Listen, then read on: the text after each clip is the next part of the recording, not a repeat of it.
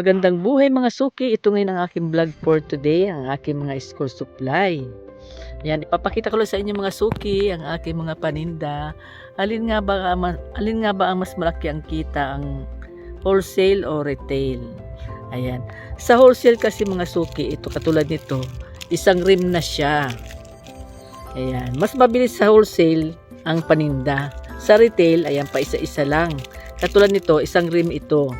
At mas mura ang bigay ko kapag isang rim ang binibili nila. Kaya lang bihira lang mga suki ang bumibili na dito sa amin ng isang rim. 10 pieces ito mga suki, isang rim. Ang binta ko nito ay 220. Ngayon, ito namang retail na ito, medyo matagal-tagal nga ding maubos dahil pa retail lang nga. Ang isa naman ito, 25 pesos.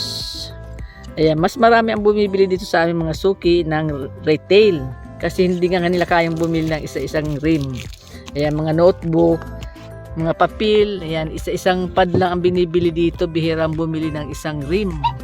Sa retail kasi mga suki, ayan, 25 pesos na ito. Kumpara dito sa wholesale na 22 lang halos ang kapital. Pero minsan na naman siya 10 agad. Kaya mas malaki ang tubo sa retail. Ayan, kung kayo ay malaki ang kapital ninyo, ayan, pwede kayong mag-wholesale. Pero, bihira ang bumibili ng wholesale dito sa aming mga suki. Tulad nito, mga bond paper, ayan, puro mga nakaripak lang siya. Nagre-repack kami mga suki kasi hindi niya kaya nilang bumili ng isa-isang rim.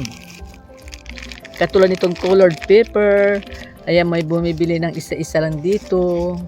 Meron naman kaming ginawang isang balot, ayan, 15 pesos mga 15 pesos ang binta ko na. 15 pesos mga suki ang binta ko nito. Assorted na siya. Ayan, meron niyang bumibili. Kailangan namin mag-repack kasi walang bumibili dito ng isang rim. Kaya yan ang mga paninda ko mga suki. Retail lang kami. Ayan, mabilis din naman maubos kasi pag maraming bumibili, pag naubusan sila ng mga notebook, marami din naman bumibili. Mas malaki ang kita sa retail kumpara sa wholesale. Pero ang wholesale ay mas mabilis naman maubos. Pero kaunti lang din naman ang tubo mo dito. Kumpara dito, dahil dito 25, ito halos 22 lang ang kapital. Ayan mga suki. Katulad nitong mga papel na ito, ayan, puro mga retail, mga isa-isang pad lang siya mga suki. Ang aking mga binta-binta lang dyan. Ayan, mga school supply, mga bond paper. Ayan, meron kami dito mga drawing book. Ayan. Suki, katulad itong mga ball pen. Ayan. Isa-isa lang ang mga binibili nila. Hindi naman sila pwedeng bumili ng isang box. Kaya ito, mas malaki ang tubo namin dito sa pa-isa-isa nito kaysa sa isang box. Ayan, puro mga retail lang mga suki ang aking mga paninda dito. Ayan. Lahat sila naka-plastic na. Ayan, katulad nito mga project yan mga suki. Ayan, mga nakasarabit ang aking mga paninda.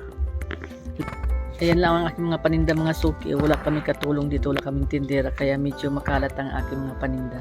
Ayan, maraming salamat po sa lahat ng mga nanood. God bless po. Bye bye. Ingat po kayo.